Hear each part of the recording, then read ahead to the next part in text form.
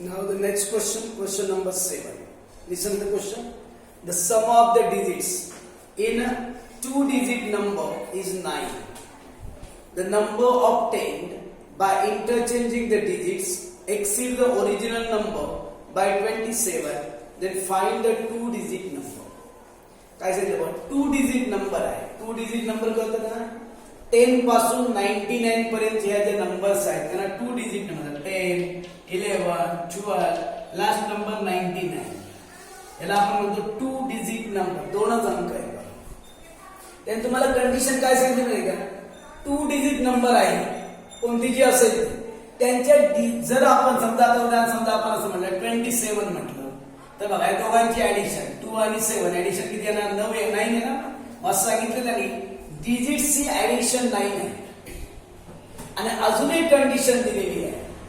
तर काय लिहिलं बघा, तो नंबर जो असणार तो नंबर आणि त्याचे डिजिट्स काय करायचे? इंटरचेंज करायचे. इंटरचेंज म्हणजे बदलायचे. आता उदाहरण 27 जर घेतला ना त्याला इंटरचेंज केलं किती येणार? 72 येणार. असं जर असं केलं तर हा जो नंबर येणार ना तो ओरिजिनल नंबर पेक्षा 27 ने मोठा आहे. तर ते ओरिजिनल नंबर फाइंड करायचे. एक लक्षात घ्या, टू डिजिट नंबर म्हटलं ना की प्रत्येक वेळी इथेपर्यंत सेम क्वेश्चन आहे सॉल्व्ह करायला. टू डिजिट नंबरचा क्वेश्चन म्हटलं की असंच घ्यायचं. Let the digit at tens place be x. Let the digit at tens place be x. Let the digit at unit place be y. Tens place चा number x, unit place चा number कोणता? y घेतला. ठीक आहे. पुढे two digit नंबरचा one formula आहे. Two digit number is equal to 10 into digit at tens place plus digit at unit place. This one is a formula to find the two digit number. To digit number find करण्याचा formula आहे. Two digit number is equal 10 into digit at tens place plus digit at unit place is equal to 10. digit at tens place कोण आहे? x आहे म्हणून 10x आहे ना, plus digit at unit place. Unit प्लेसला आपण y घेतला. म्हणजे मला सांगा टू डिजिट नंबर कोणता आहे ना? 10x plus y. हे बघा ही टू डिजिट नंबर आहे.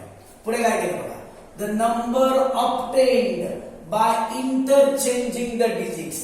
इंटरचेंज म्हणजे नंबर पुढे मागे करायचे. म्हणजे x च्या जागेवर y घ्यायचं, y च्या जागेवर x घ्यायचं. म्हणजे 10x आहे काय होणार? 10y आणि y च्या जागेवर x येणार. बघा ही आहे टू डिजिट नंबर आणि ही काय मिळाली आहे? इंटरचेंज. डिजिट्स इंटरचेंज केल्यानंतर 10x 10y होणार प्लस y प्लस x होणार. आणि आता फर्स्ट कंडिशन काय होती मला सांगा?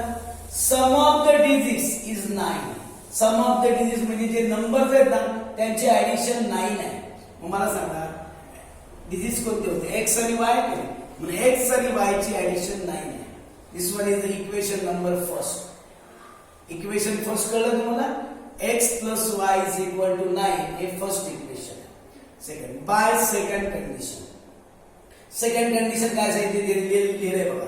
न्यू नंबर म्हणजे हा जो नवीन नंबर मिळाला की नाही हा नंबर ही जी ओरिजिनल नंबर आहे यापेक्षा 27 ने ग्रेटर आहे. New number is equal to original number plus 27. मग न्यू नंबर कुठला? हा जो इंटरचेंज करून आला तो न्यू नंबर कोणता आहे बघा?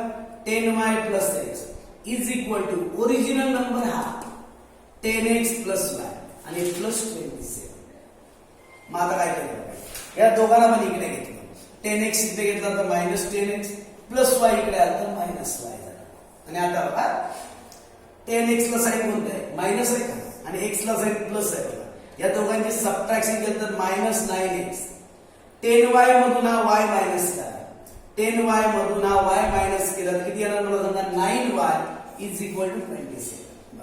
Minus 9x plus 9y is equal 27. पुढे बघा divide by 9 to both sides. आता आपण 9 ने का डिवाइड करतोय? मला बघा इथे 9 आहे, इथे 9 आहे. ते 27 9 च्या टेबल मध्ये आहेत ना सगळ्याला 9 ने डिवाइड होतो म्हणजे इझी होईल बघा. सगळ्याला 9 ने डिवाइड केलं. 9 ला 9 कॅन्सल, 9 ला 9 कॅन्सल 9 1 जा 9, 9 3 जा 27. मग इक्वेशन कोणतं आलं बघा. इथे आहे -x, इथे आहे +y is equal to 3. -x plus y is equal to 3. This was the equation number 2. इथेपर्यंत कुठे प्रॉब्लेम असेल तर बघा. मग आता इथे +x आहे, इथे -x आहे, म्हणून ऍडिशन ऑफ 1 and 2. काय करायचं? Addition of 1 and 2. 1 आणि 2 ची ऍडिशन करायची. x plus y is equal to 9 आणि -x plus y is equal to 3. -x plus x cancel होणार. y आणि y ची ऍडिशन केली तर 2y, 9 आणि 3 ची ऍडिशन 12. 2 ने इकडे डिवाइड केलं तर 2 6 जा 12. y ची व्हॅल्यू 6 आहे बघा. Substitute y is equal to 6 in equation 1. Equation 1 मध्ये व्हॅल्यू टाकली +6 तिकडे गेलं तर -6. 9 म्हणून 6 मायनस झाले 3. x ची व्हॅल्यू 3 आली, y ची व्हॅल्यू 6 आली. पण तुम्हाला बाजू 2 डिजिट नंबर फाइंड करायचे. मग 2 डिजिट नंबर कोणता आहे? 10x plus y आहे ना. 10 x ची व्हॅल्यू ब्रॅकेट मध्ये टाकली बघा, प्लस y ची व्हॅल्यू 6 आहे. 10 आणि 3 चा मल्टिप्लाय 30 प्लस 6. 30 आणि 6 ची ऍडिशन केली तर 36 आलं. म्हणजे तो नंबर कोणता आला माझा? 36 नंबर आला. चेक करा बघू बरोबर आहे का. या दोघांची ऍडिशन 9 आहे का बघा. या दोघांची ऍडिशन 9 पाहिजे ना बघा. 6 आणि 3 ची ऍडिशन 9 होते. आता एक काम करा, याला इंटरचेंज करा बघू. 36 काय होईल? 63. आणि या 63 मधून 36 मायनस करा. बघा बघू, सबट्रॅक्शन केलं किती येतं? 27 येतं का? म्हणजे हा नंबर याच्यापेक्षा 27 ने कसं आहे? बघा बघू, कुठे प्रॉब्लेम आहे का? एक लक्षात ठेवा, 2 डिजिट नंबर म्हटलं, 2 डिजिट नंबर म्हटलं की प्रत्येक वेळ अशा प्रकारे इथेपर्यंत सेम आहे ना. फॉर्म्युला वापरायचे. नंतर फर्स्ट कंडिशन काय होती? दोघांची पण ऍडिशन 9 आहे. पण सेकंड कंडिशन लक्षात घ्या, न्यू नंबर म्हणजे ही जी आलेली ती न्यू नंबर ही ओरिजिनल नंबर पेक्षा 27 एक्सीड म्हणजे मोर जास्त आहे, म्हणून +27 घेतलं. बघा हे नंबर आपण घेतले. हे 10x आणि y आणि इकडे घेतल्यामुळे साइन काय झाली? चेंज झाली.